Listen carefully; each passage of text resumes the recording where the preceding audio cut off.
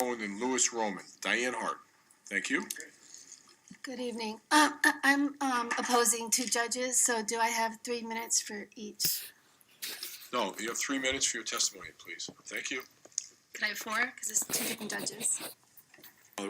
No, as we said at the beginning, it's 3 minutes for every witness, and people may ask you questions, but out of respect for all the members of the public, we want to try to keep the public hearing moving along. So 3 minutes. Thank you. All right. My name is Diane Hart. I've been pro se since 2014. I am here to oppose the reappointment of Judge Klatt. No government or entity should be so powerful that it overpowers, disrespects, and ignores the rights of the people and their children. And that is exactly what Judge Klatt and Judge Adelman did. I'm opposing him as well. Her demeanor today was the opposite of how she conducts herself in court. She is very rude. She's condescending. She screams at the parties, especially pro se, and it's harassing. No judge should ever disrespect litigants in any manner. Many women who have high conflict divorces are victims of domestic violence. I'm a victim. Judge Klatt and Judge Adelman, unethical behaviors were huge triggers for me when they both yelled at me and spoke to me in very condescending manners. They are judges. They should have training and sensitivity to treat people with patience and respect. Although I was represented by counsel with Judge Klatt, I was pro se for Judge Adelman. I did witness Judge Klatt scream at pro ses to the point where they were crying. It was horrible. I started a trial with Judge Klatt in 2013. Very agitated. She's very unprofessional. After 2 days, she said, I can't hear this. I'm too busy. And she continued it over the summer. In that time frame, my children were being abused, and my ex-spouse would bring them to a cemetery and videotape them and wouldn't let them come with me. Had Judge Klatt finished the trial, it would have been a different outcome. She also filed a grievance against the GAL, John Major, and she appointed Christopher Golden to represent John Major because I filed a grievance, which is my legal right, and she ordered that I pay for the fees. So corruption, yes. Retaliation, yes. Money, yes. All those words come out in both cases. I am a former probation officer. I've worked with hundreds of judges over 24 years. Judge Klatt and Judge Adelman are the most rude, disrespectful judges I've ever come across.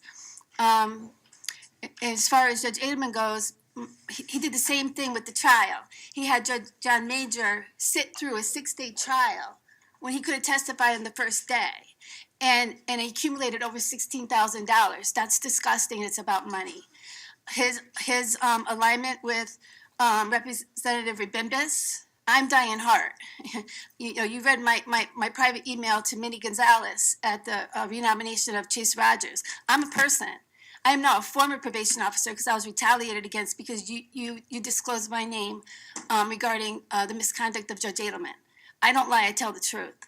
Judge Adelman, I have it all in my testimony. I'm not going to read it all, but I just want to end it with this. Judge Adelman talks about the demeanor of the litigants.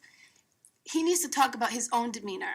He yells, and I have somebody here who witnessed it. We have court watchers because of his misconduct. He yells. He degrades, well, for me, I mean, men and women. He disregards the best interests of the children.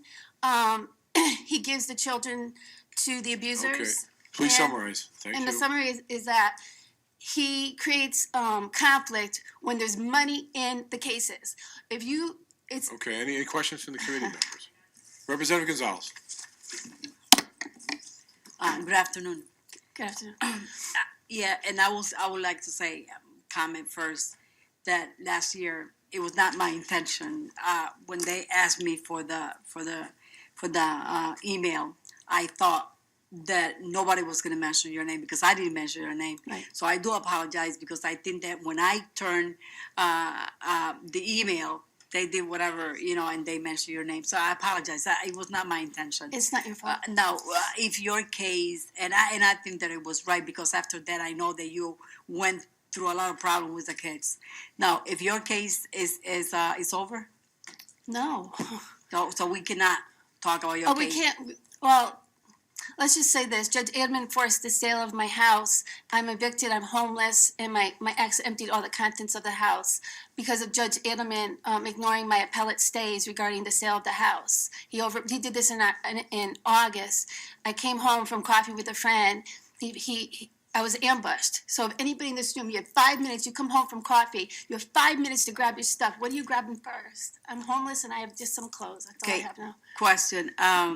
So you still, let's not discuss your case, but you still have a guardian ad litem. When I had Judge Adelman in RFTD, when he went to Bridgeport, he only took my case. That's personal. He kept me in Bridgeport when I was able to remove the guardian ad litem. The day I removed the guardian ad litem was the day he announced that the case is going back to the RFTD. So there's a problem with money.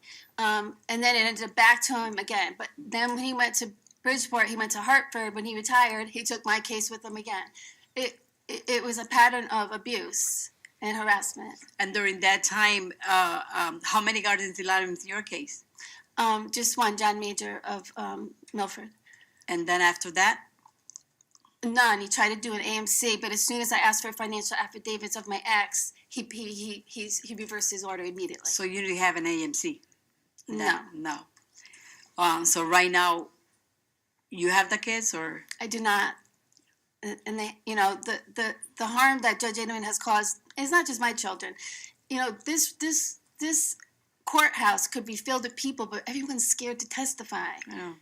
They're so scared. I've been on the phone for days, trying to get people to come out, and they're so afraid because they've been so retaliated against by the hands of Judge Adelman. My question to you is, are you scared that they will come after you now? They are coming after me. They've been coming after me for a long time. I've had myself run off the road. My phone has been tapped. My cell phone has been tapped. I've had a lot of things happen. The only thing left is my life. They took it on. But I will give you, and I know that it's true that there are a lot of parents out there that they won't come to testify because they're afraid. Also, there are some that get orders because they don't want this, whatever's going on in the court, they don't want out there. But I'll give you a lot of credit that you came in because so many people called me last week saying, we want to go, but my case still pending, and I know they're going to retaliate against me. But you're still here, and I will say congratulations to you, even though that my heart goes to you because I know for a fact, and I know that they will go after you. So you have to be prepared because that's going to happen. Retaliation in the family court is happening.